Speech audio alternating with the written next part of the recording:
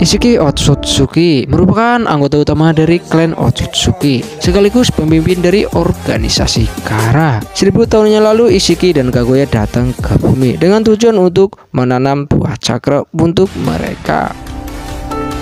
Sementara Kaguya yang pangkatnya lebih rendah daripada Ishiki berencana untuk dikorbankan untuk menumbuhkan buah cakra. Namun ada satu situasi yang tidak berpihak kepada Ishiki, di mana Ishiki hampir terbunuh oleh Kaguya atas pengkhianatan dari Kaguya Otsutsuki saat bersama Kaguya. Pada saat itu Kaguya turun ke bumi bersama Ishiki dengan tujuan untuk menanam buah cakra yang sangat kuat untuk dimakan. Mereka berdua bekerjasama untuk menumbuhkan pohon senju tersebut dengan tujuan untuk menguasai planet bumi. Dikarenakan keberadaan pohon dewa yang akan menyerap semua energi di bumi terserap oleh pohon dewa dan menumbuhkan buah cakra yang sangat kuat.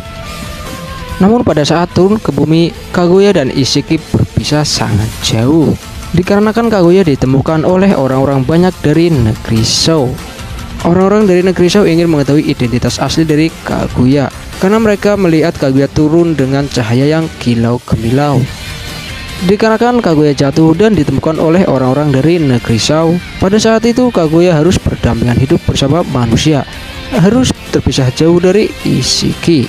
Dikarenakan hidup bersama manusia sudah terlalu lama, di sini Kaguya jatuh cinta dengan pangeran bernama Tenji, kaisar dari negeri Shou, dan mereka berdua pun akhirnya hidup bersama dan mempunyai anak bernama Hagoromo dan Hamura. Namun karena peperangan antara negeri Shou melawan negeri Ka, di sini Kaguya sangat kecewa. Di sini Kaguya berniat untuk mendamaikan peperangan yang ada di bumi. Kaguya yang dikepung oleh orang-orang dari negeri Ka membunuh orang-orang yang ada di negeri Ka, yang membuat orang-orang dari negeri Shou mengincar Kaguya untuk dieksekusi. Kematian Aino yang membuat Kaguya terdesak dan terpojok dari orang-orang negeri Shou, membuat Kaguya lantas mendekati pohon dewa dan memakan buah cakranya. Kaguya melakukan semuanya dengan satu alasan, untuk mendamaikan pertarungan di bumi dengan buah cakra yang dia makan. Setelah Kaguya berhasil mendamaikan peperangan di bumi dengan Mugen Tsukuyomi-nya, Ishiki muncul untuk mempertanyakan buah cakra yang harusnya dikonsumsi untuk berdua. Tentu saja Ishiki di sini sangat kesal kepada Kaguya karena memakan buah cakra yang harusnya dikonsumsi bersama, bukan sendirian.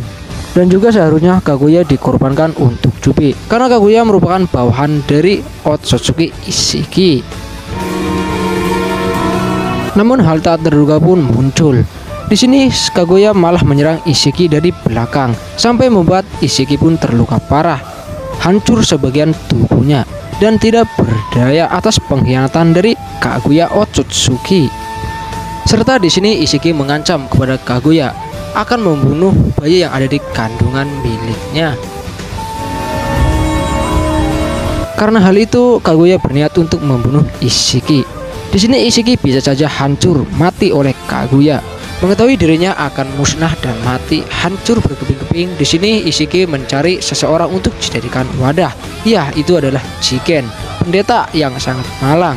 Yang pada akhirnya di sini Ishiki hidup di dalam tubuh Jigen dengan mengecilkan tubuhnya dan masuk ke dalam telinga Jigen dengan Sukona Hikonanya dan perlahan mengontrol tubuh Jigen. Di sini Ishiki hidup dan menyerap saripati dari tubuh Jigen untuk bertahan hidup, perlahan menguasai otak Jigen, tubuh Jigen serta suara Jigen, dan menanamkan segel karma kepada dirinya.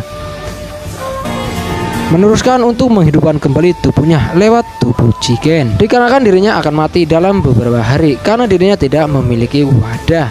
Yang dalam hal ini, jika proses sebuah karma sudah sempurna, maka dirinya akan bangkit kembali dari tubuh Jigen dan muncul sebagai Ishiki Otsutsuki yang sangat sempurna. Faktanya di sini bisa saja Ishiki mati, namun di sini Ishiki sangat cerdik dan cerdas. Dia memanfaatkan tubuh dari orang untuk ditanamkan karma dan membangkitkan dirinya kembali.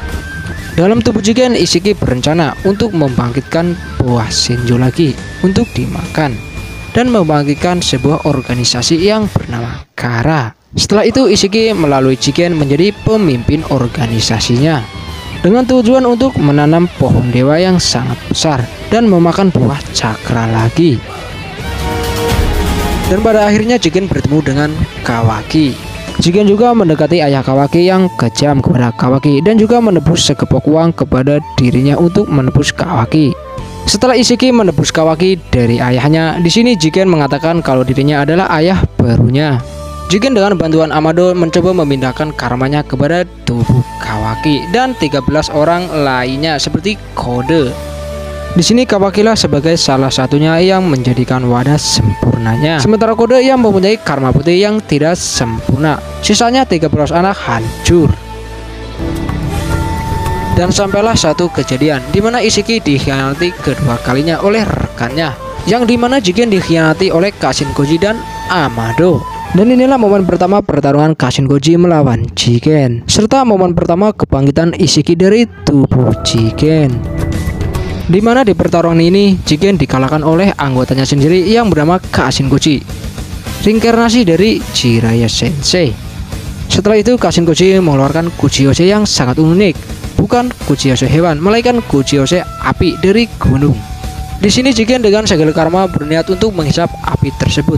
Namun di sini Jigen tidak mampu menghisapnya. Di sini Kashin Koji menjelaskan bahwa itu adalah api murni, api asli dari gunung berapi yang tidak bisa diserap oleh karma Isshiki. Dikarenakan karma hanya bisa menyerap api dari cakra, tidak bisa menyerap api dari gunung, bahkan air yang ada di sungai sekalipun. Namun dengan cerdiknya Jigen mengecilkan apinya dengan Sukona Hikona. Namun sayangnya tidak bisa bertahan lama karena tubuh Jigen sudah mencapai batasnya setelah bertarung dengan Narusasu. Yang sangat disayangkan di sini Jigen kalah karena sudah mencapai batasannya yang tidak bisa mengecilkan api tersebut secara terus-menerus lebih lama lagi. Di sisi lain Jigen yang terbakar dari api Kashin Koji, karma yang ada di tangan Kawaki pun tiba-tiba menghilang. Ternyata dikarenakan karma dari Kawaki dan Jigen terhubung satu sama lain, atau bisa dibilang sama, sehingga salah satu dari wadah tersebut mati, maka Otsutsuki itu akan muncul kembali. Dan benar saja, tubuh dari Isshiki pun muncul dari tubuh Jigen. Di sini Isshiki sangat marah kepada Kashin Koji dan mengecilkan semua benda yang ada di depan matanya, termasuk topeng dari Kashin Koji dengan jutsu mata Sukona Hikonanya. Pada akhirnya di sini Isshiki paham akan pengkhianatan Kashin Koji kepada dirinya, dikarenakan Kashin Koji adalah kloningan dari legenda Sannin Jiraiya Sensei. Lalu Isshiki berkata kepada Kashin Koji bahwa dirinya hanyalah dijadikan pion oleh Amado. Isshiki juga yakin kalau Amado pasti sudah kabur dan melarikan diri ke desa Konoha untuk meminta bantuan dari Naruto dan Sasuke. Dikarenakan Amado tahu kalau Kashin Koji tidak mampu mengalahkan Isshiki seorang diri. Isshiki juga mengatakan kalau Kashin Koji hanyalah pion menyedihkan Amado yang dikorbankan. Di pertarungannya Kashin Koji terhimpit tiang-tiang besar, sampai tubuhnya pun kaku tidak bisa bergerak. Isshiki juga kembali bertanya, apakah kau tidak mengakui kalau kau pengkhianat dari organisasi Kara? Dasar bodoh kau Kashin Koji. Kashin Koji pun diam 1000 bahasa, dan kemudian Kashin Koji memanggil Kuchiyose katak miliknya untuk membawa dirinya kabur dari hadapan Isshiki. Dan kisah ini akan berlanjut di Boruto Naruto The Next Generation. Dan terima kasih yang telah mengklik video ini, dan jangan lupa klik tombol subscribe-nya.